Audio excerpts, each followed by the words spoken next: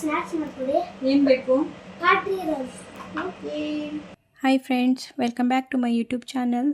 ಇವತ್ತು ನನ್ನ ಮಗ ಸ್ನ್ಯಾಕ್ಸ್ಗೆ ಕಾಟಿ ರೋಲ್ ಮಾಡಿಕೊಡಮ್ಮ ಅಂತ ಕೇಳ್ತಾ ಇದ್ದ. ಸೊ ಹಾಗಾಗಿ ಕಾಟಿ ರೋಲ್ ಮಾಡ್ತಾಯಿದ್ದೀನಿ. ಈ ಕಾಟಿ ರೋಲ್ ಮಾಡೋದಕ್ಕೆ 1 ಕಪ್ ಮೈದಾ ತೊಗೊಂಡಿದ್ದೀನಿ. 1 ಸ್ಪೂನ್ ಸಾಲ್ಟು, 1 ಸ್ಪೂನಷ್ಟು ಎಣ್ಣೆಯನ್ನು ಹಾಕ್ಕೊಂಡು ಚೆನ್ನಾಗಿ ಕಲಿಸ್ಕೊತಾ ಇದ್ದೀನಿ.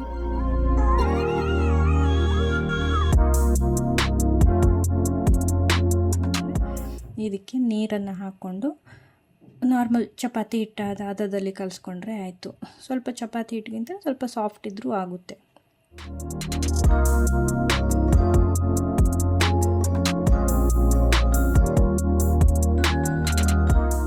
ಈಗ ಇದು ಚಪಾತಿ ಹಿಟ್ಟಿನ ಹದದಲ್ಲಿ ಕಲಿಸ್ಕೊಂಡಿದ್ದೀನಿ. ಸ್ವಲ್ಪ ಚೆನ್ನಾಗಿ ನಾದ್ಕೊಂಡು ಇದನ್ನು ಸ್ವಲ್ಪ ಎಣ್ಣೆ ಸವರ್ಬಿಟ್ಟು ಇದಕ್ಕೆ ಈ ಥರ ರೋಲ್ ಮಾಡಿ, ಸ್ವಲ್ಪ ಫೋಲ್ಡಿಂಗ್ ಥರ ರೋಲ್ ಮಾಡಿಬಿಟ್ಟು ಇದಕ್ಕೆ ಎಣ್ಣೆಯನ್ನು ಸವರಿ ಒಂದು ಒದ್ದೆ ಕರ್ಚೀಪನ್ನು ತಗೊಂಡು ಮುಚ್ಚಿಡೋಣ. ಒಂದು ಹಾಫ್ ಆನ್ ಅವರ್ ರೆಸ್ಟ್ ಮಾಡೋಕ್ಕೆ ಬಿಟ್ಟರೆ ಸಾಕು.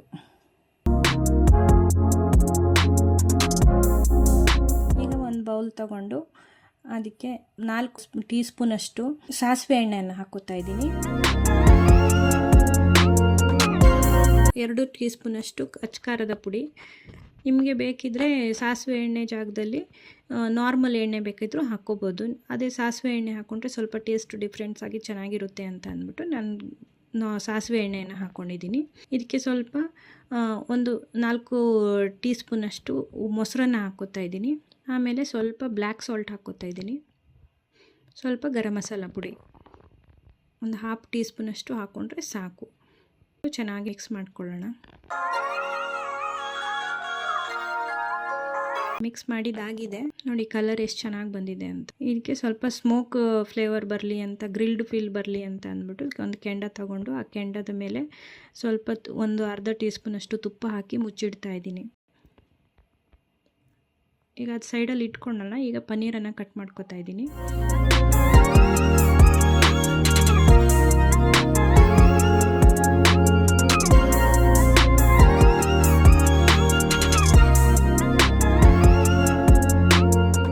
ಮಿಕ್ಸ್ಗೆ ಪನ್ನೀರನ್ನು ಹಾಕ್ಕೊಂಡು ಚೆನ್ನಾಗಿ ಮಿಕ್ಸ್ ಮಾಡಿ ಒಂದು ಸ್ವಲ್ಪ ಪನ್ನೀರನ್ನ ಮ್ಯಾಗ್ನೇಟ್ ಆಗೋಕ್ಕೆ ಬಿಡೋಣ.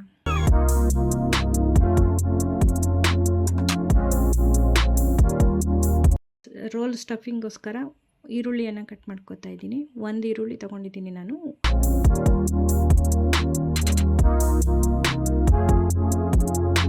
ಆಮೇಲೆ 1 ಕ್ಯಾಪ್ಸಿಕಮನ್ನು ಕಟ್ ಮಾಡ್ಕೊಂಡಿದ್ದೀನಿ. ಆಮೇಲೆ ಇನ್ನೊಂದು ಸಣ್ಣ ತುಂಡಷ್ಟು ಕ್ಯಾಬೇಜನ್ನು ಕಟ್ ಮಾಡ್ಕೊಂಡಿದ್ದೀನಿ. ಇವಾಗ ಗ್ಯಾಸ್ ಸ್ಟವ್ ಆನ್ ಮಾಡಿ ಒಂದು ಪ್ಯಾನನ್ನು ಇಟ್ಕೊಂಡಿದ್ದೀನಿ. ಇದಕ್ಕೆ 1 ಟೇಬಲ್ ಸ್ಪೂನ್ ಅಷ್ಟು ಎಣ್ಣೆ ಹಾಕ್ಕೊಂಡು, ಈಗ ಎಣ್ಣೆ ಕಾದಿದೆ, ಇದಕ್ಕೆ ನಾವು ಮ್ಯಾಗ್ನೇಟ್ ಮಾಡ್ಕೊಂಡಿದ್ವಲ್ಲ ಆ ಪನ್ನೀರನ್ನು ಹಾಕ್ಕೊಂಡು ಚೆನ್ನಾಗಿ ಫ್ರೈ ಮಾಡ್ಕೊಳ್ಳೋಣ. ಸ್ವಲ್ಪ ಬ್ರೌನ್ ಆಗೋವರೆಗೂ ಮಾಡ್ಕೊಳ್ಳೋಣ.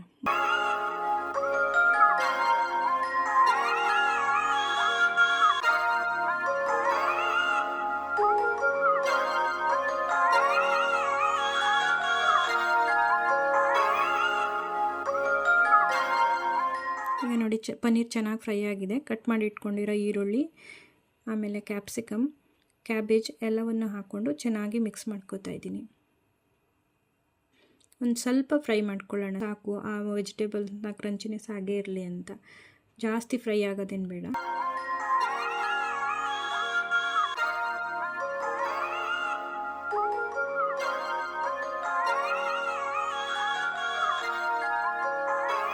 ಇದೀಗ ಫ್ರೈ ಆಗಿದೆ. ಇದನ್ನು ಸೈಡಲ್ಲಿ ಇಟ್ಕೊಳ್ಳೋಣ. ಮೈದಾ ಹಿಟ್ಟನ್ನು ಕಲಸಿಟ್ಕೊಂಡಿದ್ವಲ್ಲ ಪರೋಟಾಗೆ ಅಂತ, ಸೊ ಅದು ಒಂದು ಹಾಫ್ ಆನ್ ಅವರ್ ರೆಸ್ಟ್ ಮಾಡೋಕ್ಕೆ ಬಿಟ್ಟಿದ್ವಿ. ಅದು ಈಗ ಆಗಿದೆ, ನಾದ್ಕೊಂಡು ಇದೆ. ಇದನ್ನು ಉಂಡೆಗಳಾಗಿ ಮಾಡ್ಕೊಳ್ಳೋಣ. ಚಪಾತಿ ಹಿಟ್ಟಿಗಿಂತ ಸ್ವಲ್ಪ ದಪ್ಪ ಉಂಡೆಗಳಾಗಿ ಮಾಡಿಕೊಂಡ್ರೆ ಸಾಕು. ನೋಡಿ, ಇಷ್ಟು ಹಿಟ್ಟಲ್ಲಿ ಒಂದು 6 ಉಂಡೆಗಳಾಗಿದ್ದಾವೆ. ಪರೋಟ ಥರ ಲಟ್ಸ್ಕೊಳ್ಳೋಣ. ನಾನು ಸ್ಲ್ಯಾಬ್ ಮೇಲೆ ನನಗೆ ಕಂಫರ್ಟೇಬಲ್ ಇರುತ್ತೆ ಅಂದ್ಕೊಂಡು ನಾನು ಸ್ಲ್ಯಾಬ್ ಮೇಲೆ ಲಟ್ಸ್ಕೊತಾ ಇದ್ದೀನಿ. ನೀವು ಬೇಕಿದ್ರೆ ನಿಮ್ಮ ಅನುಕೂಲಕ್ಕೆ ತಕ್ಕಾಗೆ ಹೆಂಗೆ ಬೇಕಾದರೂ ಲಟ್ಸ್ಕೊಳ್ಳಿ. ಸ್ವಲ್ಪ ಹುಡಿ ಹಿಟ್ಟನ್ನು ಹಾಕ್ಕೊಂಡು ನಾರ್ಮಲ್ ಚಪಾತಿ ಹೆಂಗೆ ಲಟ್ಸ್ತೀವೋ ಅದೇ ಥರನೇ.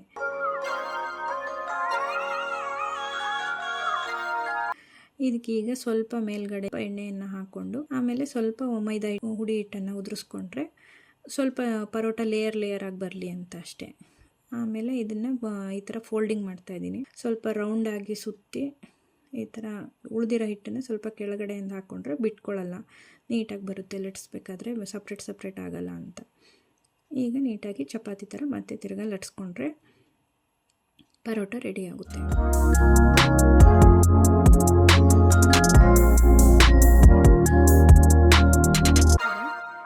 ಈ ಕಡೆ ತವಾನ ಬಿಸಿಗೆ ಇಟ್ಕೊಳ್ಳೋಣ.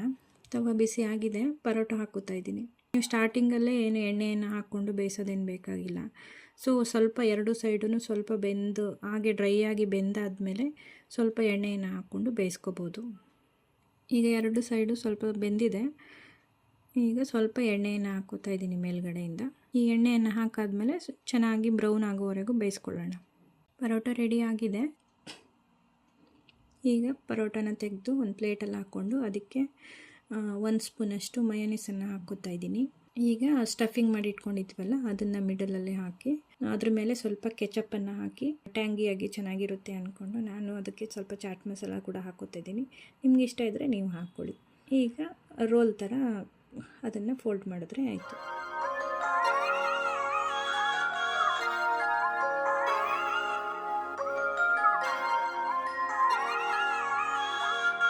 ಕೆಳಗಡೆ ಇನ್ನು ನಾವು ಫಾಯಿಲ್ ಪೇಪರಿಂದನೋ ಅಥವಾ ಟಿಶ್ಯೂಯಿಂದನೋ ಪ್ಯಾಕ್ ಮಾಡಿದ್ರೆ ಈಗ ರೋಲ್ ರೆಡಿ ಆಗಿದೆ. ತಗೋ ತಿಂದ್ಬಿಟ್ಟು ಹೆಂಗಿದೆ ಅಂತ ಹೇಳು.